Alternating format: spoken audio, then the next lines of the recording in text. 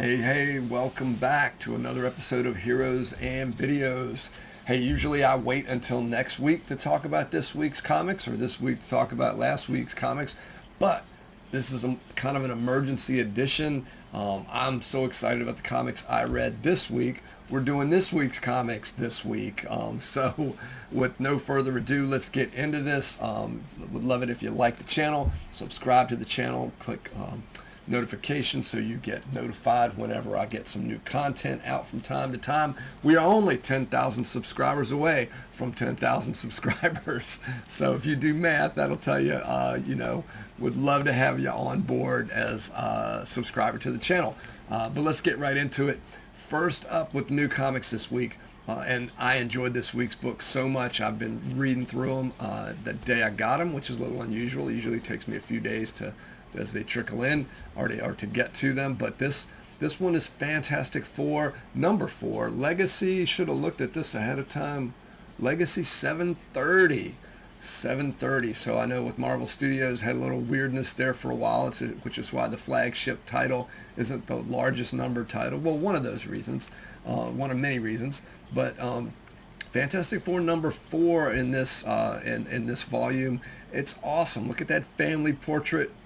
If something looks a little weird to you there, you're not alone. Really excited about this issue. It was good. I enjoy Fantastic Four. I know a lot of people give Ryan North's book a lot of love. I enjoy it. It's not always at the top of my reading list every week or every month, but I've really enjoyed the book. One of them I mentioned in the past, there was a Fantastic Four 19, I think, in the last volume, a Sue Richards cover and storyline that was just really a neat way of telling a story that ended up being kind of an earth-shattering event or a reality-shattering event. This is a similar thing. Again, look at that portrait. There's something looks a little odd there. What struck me was I thought, well, is this just something I'm supposed to remember or know about the weirdness going on in this family portrait here? And I'm not talking about Franklin's hair color. It's been black for a while, but it's just really cool. This is a very Alicia Masters centric issue, and it does. He's got the science component that a lot of their stories have had in the last few runs of this book, and it's just a great storyline. I'm surprised somebody hasn't used this idea before. I don't want to spoil anything here, but it's some unique perspective that Alicia Masters can bring. I guess she's Alicia Grimm now. Can bring to a story, and it's great. It's a little horror. It's a little a mystery. It's some science in there. More science than science fiction, really, in this one. But it's just really loving this book. You should pick up Fantastic Four. You certainly should pick up the newest issue of Fantastic Four. Marvel Universe adjacent, I guess, is Predator Kills the Marvel Universe. This is the 3rd issue and what I assume is going to be a mini. You see a bit of a Weapon X homage there with the Predator in the Weapon X gear. It doesn't really tell the story of what's in the book, but I think this is leading to leading somewhere I like. I like to see it go.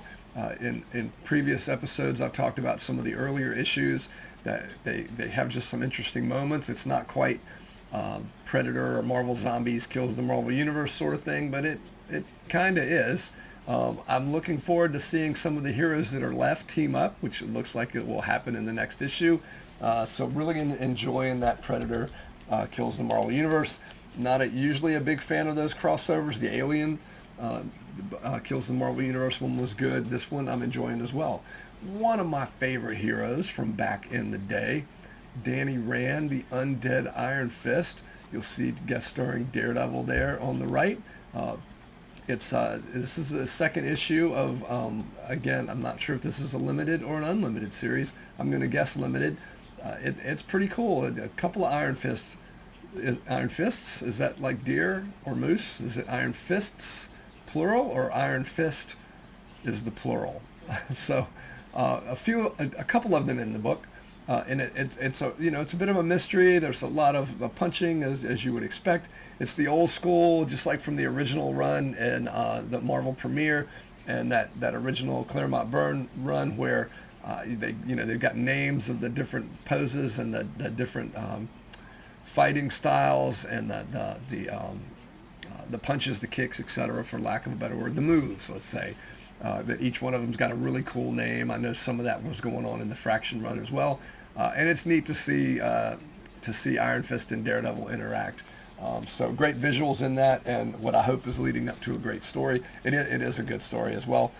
So that's Iron Fist, the Undead Iron Fist, and that title has some deeper meaning to it. I think more will be revealed. Ultimates number 17 is out. This book is, I am assuming, rapidly reaching its conclusion as well, with the news that the Ultimate Universe will be ending here in a couple of months. Am really enjoying this book. Each issue is unique and separate. Well, maybe not unique. This one's a bit of a throwback to an earlier, very well-received issue of this book that had to do with the Doctor Doom character, or the Doom character, excuse me. He's not Doctor Doom, just Doom, who is, and I don't know that it's a spoiler because this has been out there for over a year in terms of the what I'm about to say. But in this universe, of the new Ultimate Universe, the current Ultimate Universe, I guess let's call it, the Doom character is Reed Richards.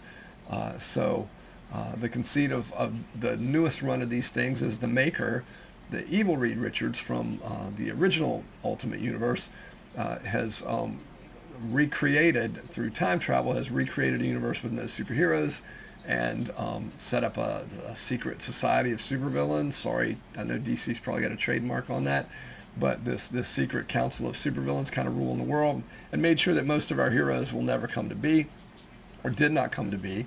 And then Howard Stark's bright young son Tony goes about trying to recreate some of those heroes. Ultimate Spider-Man has been the flagship of the line. It's just been getting great accolades. But the conceit of the book is they find a way to put the maker away, to hide him away for 2 years, 18 months or 2 years or something like that. But that time is rapidly coming to an end when presumably he'll be released, and the heroes have to do all they can to be prepared for when that happens. The Ultimates comic has been pretty much, for the most part, just one-off books here and there, dealing with different members of the team, the Ultimates team as it stands, and really a revolution that they're starting, like a ground level revolution against the powers that be. Sound familiar? DC is going to get some love from me now. Detective Comics 1102, for those of you scoring at home. The original DC book that the entire line of comic books was named for, Detective Comics. I hadn't been keeping up with Batman much in the last few years. The cover of the last issue pulled me into this storyline, and it's very good. I just heard at the local comic shop today that the story just ahead of this one, like the 5 or 6 issues that just precede 1100, or I guess led up to 1100, is also very good, by this same writer. Taylor is the last name. Apologize, Taylor, I don't know your first name. But Tom Taylor, maybe? But The Courage That Kills is the name of the storyline. The cover of this one's good as well. This was a little step back for me from the previous issue, but the previous issue, if I'd rate that like a 9.5, this is a solid 8.5 or 10. I'm not talking about grading, I'm talking about just the way the story hit me. I'm still on board. Love anything with, obviously, with Mr. Terrific in it, and Batman using his detective skills. This is, as it says on the cover, infected. That's kind of what's going on here, is Batman and Bruce Wayne here have to figure out what's going on, because the clock is ticking in terms of when they might, when their infection might come about. Still in the DC universe, we're going to talk a little bit about the KO event, which is awesome. I think I've mentioned in recent videos, you should be reading KO. It's something else. The things leading up to it over the last year, DC has really been hitting on all cylinders with this one storyline. I'm a Marvel zombie. I don't usually read a lot of DC. I'm enjoying this. This is a Superman 31. It's got that David Aja, I'm not sure how it's pronounced, cover. You'll remember he did some excellent covers and some work on Hawkeye when that got redone with Matt Fraction with those books that are just so iconic. This is a variant cover, and it's I don't want to call it minimalist, but you can see, you know, into the phone booth, and then Superman's flying away there. It's a lot of these great scenes of Superman lore, if you will, that are very what's the word? Minimalist. I don't know if that's even the right word. A lot of white on these covers, so a lot of maybe figured ground or negative space. Isn't that what it's called? So just love this great variant cover. The inside of the book is great as well. These KO crossovers, if you will. There's not a lot of books to read in this. At least it looks like initially. The Superman, Flash, Titans over here behind me. They have good moments in them. The Flash one didn't make the cut for me showing off today, but this one, Justice League, a lot of these books are and the Titans book behind me, they'll have some great moments in them. You still, you know, like any great event, you don't have to read all the side parts. They do add to the experience if you do. It embellishes it a little bit, fills in some blanks, or if you wondered what happens from character from point A to point C, you get to see the B step in there, but you don't have to read them. I enjoyed reading this one. A little bit of a spoiler. I don't know if it's that big of a spoiler. Superman Prime shows up in this book, and I'm really starting to enjoy that character. He got really scary during one of the was it Infinite Crisis or one of the Crisis events. Superboy Prime became super terrifying. He was a villain, tearing things in half. Now when he shows up, I guess after he punched a hole in the universe during that earlier storyline, now he shows up. He's not Deadpool, but he does some fourth wall breaking there. So it was just really cute to see that in that Superman book. And it was really some heartwarming stuff in there too, in terms of Superman, and the whole KO event is, you know, some end of the world stuff. Titans over here behind me as they're evacuating Earth. It's the side stories are good, so you can read them if you want. They add some texture to the storyline, but you don't have to. Again, I recommend going back and getting the all-in special to see where all this started, what's been going on the last year. But if you just read the KO book, I think you're fine there too. If you want to just grab that, see what you think, and then based on that, maybe you want to pick up these other books as you go along. The gist of the stories that, or the books that are really, it sounds like, I don't want to say crucial, but if you are going to pick up some tie-ins, it looks like the storyline itself is Titans, Flash, Superman, Justice League Unlimited, as well as the KO book. I may be missing one in there somewhere. Maybe Aquaman, but and sorry, Super Friends Aquaman, I did not pick Aquaman, but the main title, KO 1, 2, etc., I think is going to be where most of the action is. And I am enjoying these other books though. Last two coming up. Once again, we're talking about KO. This is Justice League Unlimited. If you enjoyed the Avengers Forever limited series from years ago, where they plucked Avengers, Kurt Busiek, I think, plucked Avengers from all over various timelines, past, future, and past, future, present. What was I missing there? The present. That's sort of what happens here. Mr. Terrific, that you see here, it says the Terrific 10. Mr. Terrific it puts together a group of heroes for a mission, and and it's part of the KO event. A lot of these books are kind of going on concurrently. You'll see certain scenes that it draws you back to, like, oh, these were main things that were going on here. So as a starting point, the cool thing is what's in DC right now, the time stream's a little broken, and so apparently characters from various time streams or various times, are floating in and out, if you will, and popping up here and there. So it wasn't, basically everything's happening all at once. Sorry for the great film, by the way. I didn't mean to end up quoting that film title. But so we've got Tim Drake as Batman Beyond there. We've got Superman from back in the Ron Friends Red and Blue days, or when some of that Grant Morrison run, I think in Justice League, Superman's kind of electric. We've got Aquaman there. I'm missing somebody. Hawkman is in here, but it's a Hawkman from a reincarnation that's not speaks Interlac. I think does not speak. It doesn't speak the same language as a lot of the other Hawkmen. So he's an off-world Hawkman, if that makes sense.